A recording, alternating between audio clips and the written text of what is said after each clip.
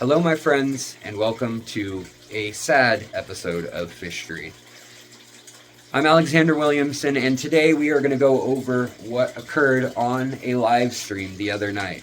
Unfortunately, my 2.5 gallon shrimp tank farm crashed. Now, this farm was special in that it only had a shop light, no filtration, no aeration, no heater. It was a low to no tech tank. And it made me over $1,500 in shrimp, plants, and raising little fish or baby betta fry up to adulthood in this tank. So you can watch those episodes if you want. But unfortunately, after 2 years of watching it closely, something happened and the tank crashed. Not only did it crash, but it crashed live on my channel. So we were looking at tanks and all of a sudden we came to this one and they were almost all but dead. And the reason why I didn't notice this before streaming was the light that it ran with for years was this $15 shop light. So it lived for 2 years with this powerful floodlight right here that is meant for inside or outside on a house. However, that was the only thing driving the ecosystem of plants and shrimp and microfauna in this aquarium. There was no filtration, no air stone, and as for heat, well, the fish room runs about 76 degrees Fahrenheit, and that was all we used as the heat for this tank. And with all that, we had massive successes. I also fed this tank pellets of dried duckweed that I would compress into cakes and mix with spirulina. And I would also feed it things like algae wafers and different types of fish food from the store that you would buy for your shrimp, including things like Shrimp Envy. So all of that was down to a very normal and regimented style of fish keeping.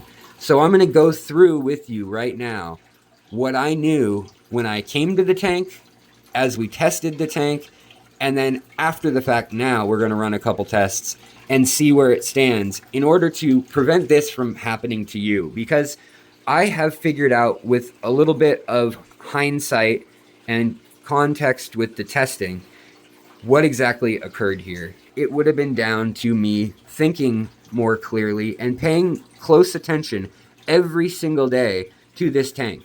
And even though it made it while I was in the hospital and not able to look at it, it made it while I traveled the country and while I spoke in Florida and spoke in California, it did not make it through normal days of me being home and in the house because I simply didn't check on it any extra. And if I had, I probably would have seen a few things going wrong. So let's go over what these things were right before it crashed and how we could have fixed it to prevent anybody watching from suffering the same fate. Because I keep lots of filterless tanks with everything from guppies to bettas that are sitting on their nest with babies as we speak, to various shrimp species, to live cultures, to wild bettas and white cloud minnows, goodieds, and everything in between in my fish room. I also keep some tanks that have filtration, and I've kept high-tech, low-tech, and everything in between. But let's talk again about what I knew as the live stream was on. I knew that recently the light had failed me. So first of all, we have a hardware failure. Anytime your hardware fails in your aquarium room, you should probably take stock of everything going on and how that hardware may be affecting things. In my case, having such an intense light on this tank for so long caused the duckweed to grow incredibly dense. And before we bailed out this tank and tried to save these shrimp, the duckweed looks something like this. Even thicker in areas like this, where it starts layering up over one another and can clog the oxygen exchange going on in the water. Now, floating plants, they can also bring oxygen to your tank, but floating plants are just that, they're floating, and they'd rather use the atmosphere than the CO2 or the oxygen in the water for their metabolic purposes.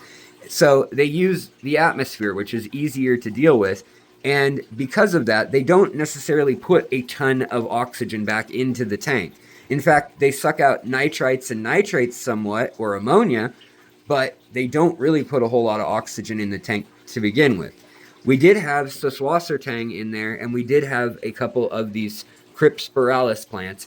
And seeing as that shrimp cause very, very minimal bio waste, as long as you're not overfeeding them and you're not causing a bunch of waste in the aquarium, that was okay. That was an okay balance. But when the light died out, those plants were not metabolizing the nitrates nearly as fast. We know that for sure. And they weren't pulling minerals out of the water as fast. The other thing that happened is very recently, when I got my wild mollies, I went and I bought some bags of crushed coral.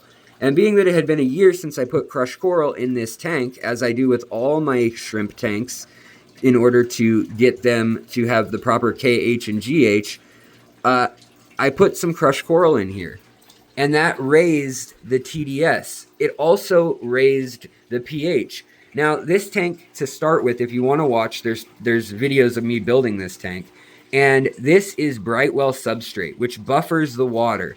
And seeing as though my water is 10 to 30 parts per million and extremely soft, this tank would have been running at 70 to 100 parts per million, even with the aqua soil and plants and snails and things in here.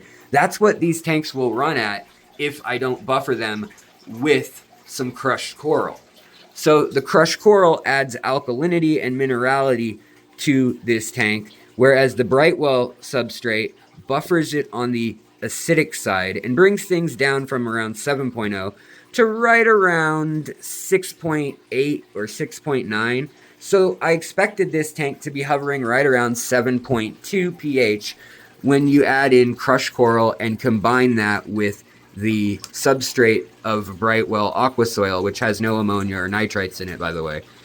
Also, there are shrimp in here, and over time, tanks get harder and harder when you don't do water changes and you just top them off with water. So, because of testing we did during the live stream, and luckily testing I had done about 2 weeks earlier as well, we knew that this tank was around 7 or 8 KH and 8 or 9 GH with a TDS of around 250 parts per million.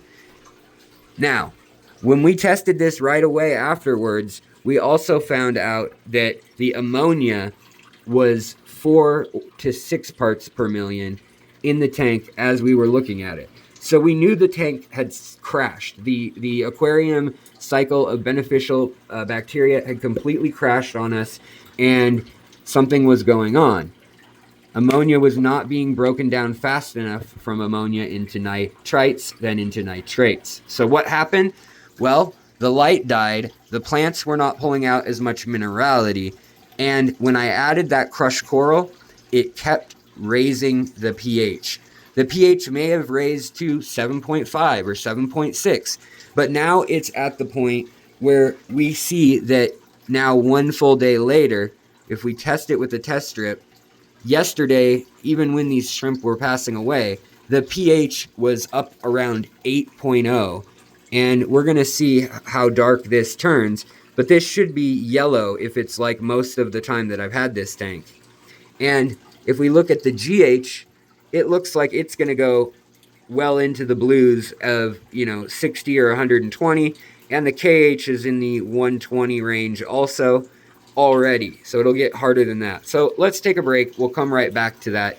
But I wanted to show you also that the ammonia strip from today, not quite as dark as the one from yesterday, but it is still at 2 parts per million. So there is still a bacteriological cycle going on in here, and the plants are slowly eating the nitrites, nitrates, and ammonia and the bacteria on the surface area of this aquarium, all over the plants and all over, honestly, the shrimp and things now too.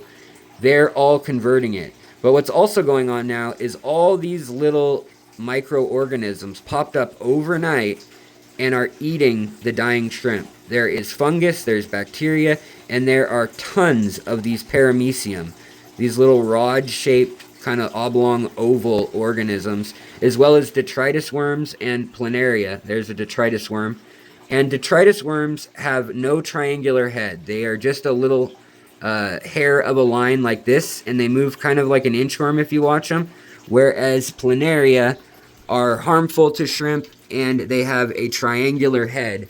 So they look more like, on this aquarium here, this one right here, with the triangle or pointy shaped head going downwards right there. So, just for your information. Alright, it's actually been long enough to look at the test strip, and we can see we are going into the deep orange color, which means we're already at 7.5 to 8.0 in pH, which is way too high for this aquarium. So what happened is, adding that crushed coral and having the light fail and adding food added all this minerality and hardness to the tank. The pH spiked, and there was not enough water or enough buffer in the tank to deal with it. If I'd been doing water changes after I added that crushed coral, we would have gotten rid of that extra hardness. We would have lowered that TDS back down.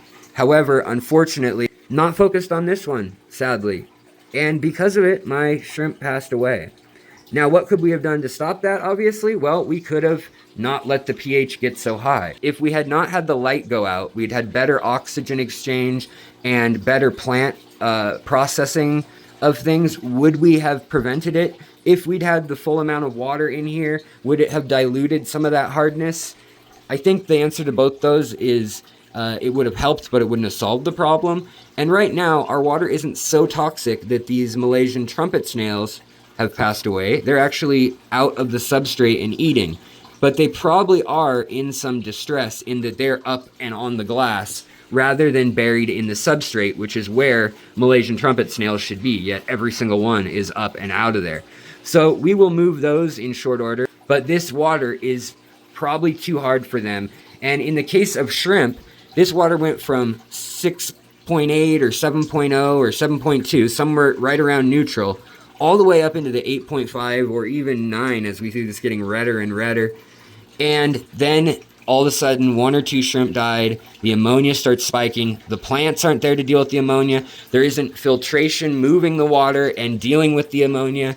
And everything that occurs in a normal tank with filtration, with the filter, happens in a filterless tank, but it happens much, much quicker. So it happened in the course of one night, rather than it happening over the course of weeks or a week, and me being able to see that happen, see the fish stress, see the plants stressed, see what's going on, test the water, do water changes, and understand what was going on. But instead, all of this added up to me assuming that I understood the tank well enough to eyeball how much crushed coral went in as a top off. It made the water too hard, too alkaline, and it actually killed a few shrimp, which then caused an avalanche or cascade of rotting and detritus and ammonia buildup. Very unfortunate indeed. Because I had gotten complacent and I hadn't been doing any ammonia testing, and in fact I had done a test with these test strips just the other day, and I thought, oh, everything's good up in the nitrite column, I totally ignored the alarming red flag that was right in front of me, showing that my hardness, KH and GH, had gotten ridiculously high, and perhaps the pH hadn't gotten super high yet, but it was definitely on its way there right before it harmed the shrimp, if not already in the 7.5 to 8 range the day I did it.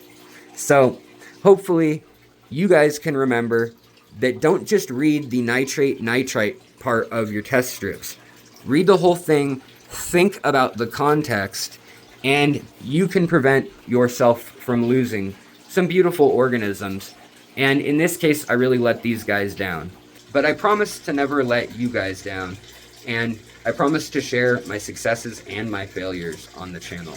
Thank you for watching, and I'll see you next time on Fish 3.